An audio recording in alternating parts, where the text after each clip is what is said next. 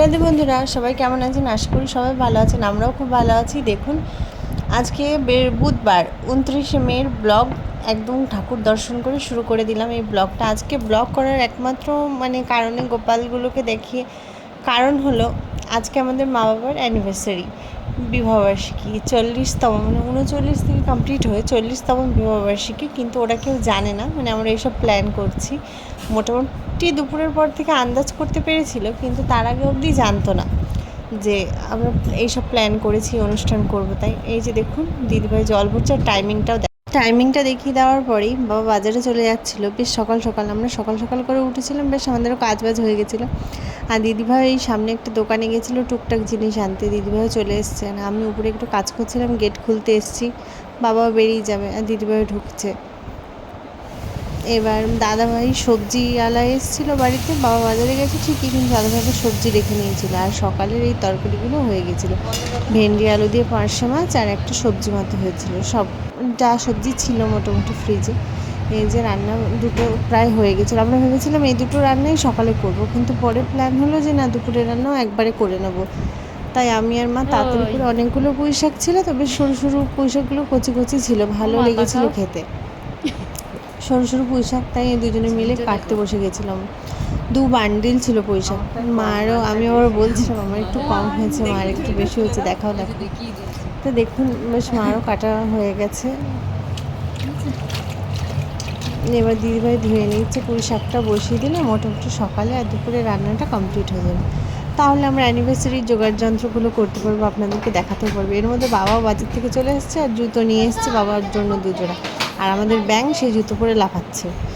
এই যে চাল নিয়ে এসছে, এই যে দেখুন, পুরো ব্যাঙের মতো লাফাচ্ছে। আম নিয়ে এসছে, আর বিরিয়ানি করতে যা যা লাগে, যা যা লাগে বলতে সব ছিল, নিয়ে এসছে টুকটাক। আর এগুলো মৌ কাঁকড়া বা ছোটো কাঁকড়া।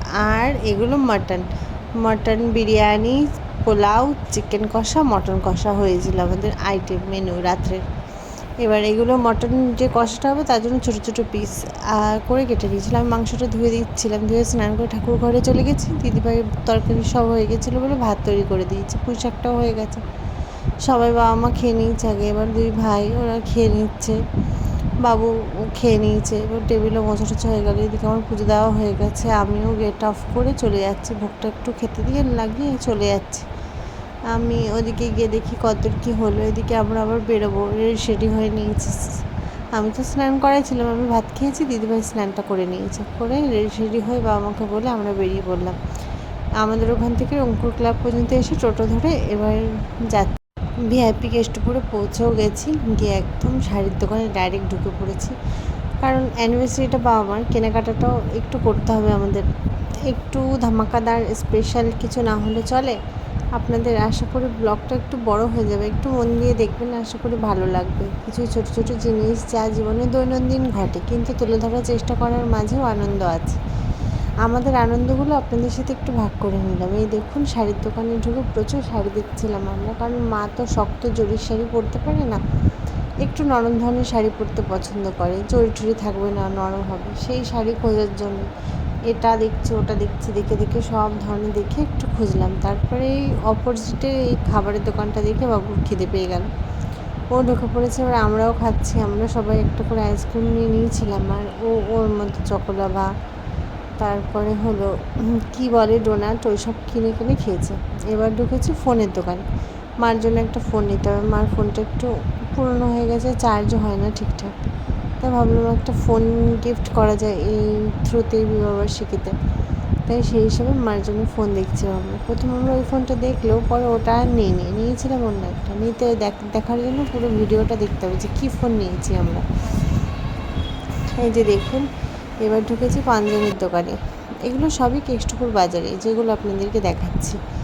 এই যে এই পাঞ্জাবিটা আমাদের চুটকুলার জন্য নেওয়া হয়েছিল, আর বাবা মার পাঞ্জাবির সেটা তো আপনারা ভিডিওতেই দেখতে পেয়েছেন। আর এই ফুলের দোকানটাকে একটু অন্যরকম করে ভিডিও করার চেষ্টা করছিলাম। দেখুন, এই ফুলের দোকান থেকেও মালা ঠালা নিয়ে নিয়েছি, মালা নিয়েছি, গোলাপ নিয়েছি, মালা লাগবে, গোলাপ ফুল লাগবে ডেকোরেশনের জন্য। সমস্তটা নেওয়া হয়ে গেলে তারপরে হলো চলছি অন্য দোকানে।